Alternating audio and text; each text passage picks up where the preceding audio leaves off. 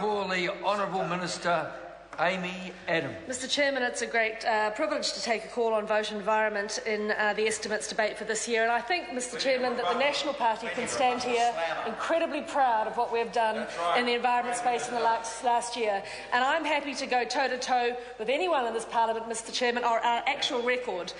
Leave aside all the hand-wringing rhetoric and the tired old cliches and the thinly veiled hatred of farmers that they hide under their rhetoric. In actual action on the ground, Mr Chairman, this is a government that has delivered in every single component that makes up the environment portfolio. We've heard a lot about fresh water, Mr Chairman, but what I can tell you is this. This is the government that put in place a national policy statement on fresh water. This is the government that for the first time is going to introduce nationally required bottom lines. This is the government that required regional councils to make sure water quality is always maintained or improved. This is the government that spent 5 times what the previous government spent on water clean-ups. This is the government that required for the first time meterings of large irrigation consents. This is the government, Mr Speaker, that is putting this country on a path to cleaner, better, more sustainable fresh water. But here's the difference, Mr Speaker. This is also a government that recognises New Zealanders want jobs, they want a high standard of living, they want all the things that the taxes from our productive sector pay for. So we're not going to do it in a way that kills the golden goose. We're not going to slam the door on business. We're not going to demonise anyone who commits the unforgivable sin of actually running a business, being profitable and creating a job. We're going to say, let's do it in a way that achieves both. Because unlike the Labour Speaker, Moana Maki, who said absolutely you could not have clean water and increased agriculture, we don't accept that. We believe you can. In fact, we know you can.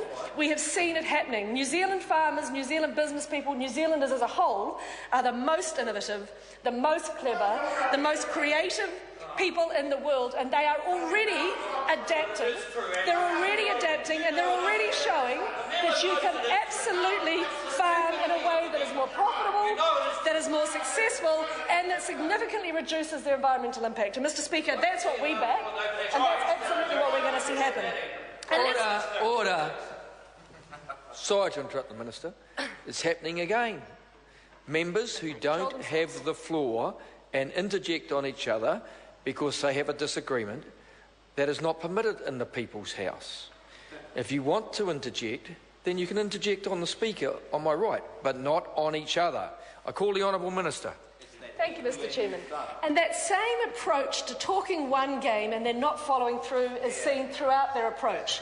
So let's look at the RMA. And again, we heard Moana Maki railing against this, but here's what I would say.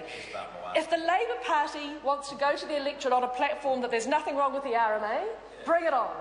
Bring it on, because I can tell you that every single public satisfaction survey that's done of how the public find our services across national and local government consistently rates the RMA not only as a fail, but as the lowest rating of every single service.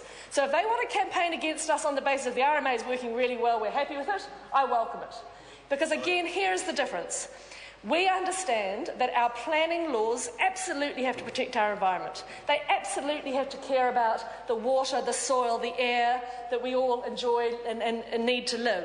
But also, we recognise that people care about jobs, houses and infrastructure.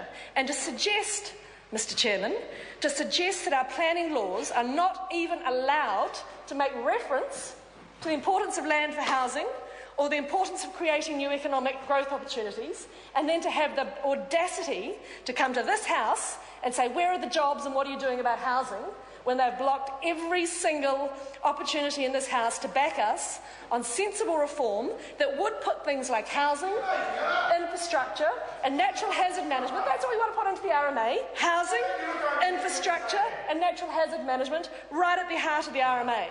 But according to the opposition, you're only allowed to ask, will there be any negative impact? That's all you're allowed to ask. Never mind that people actually need houses to live in. They need houses to live in, and this government recognises it. Mr Speaker, let's have a look at the EEZ. Here's another great example, right? The EEZ. What happened under Labour and the Greens? They drilled as many holes as they wanted out there, and you know what the process was? Their energy minister signed it off. That's it. That was the entire economic and environmental assessment.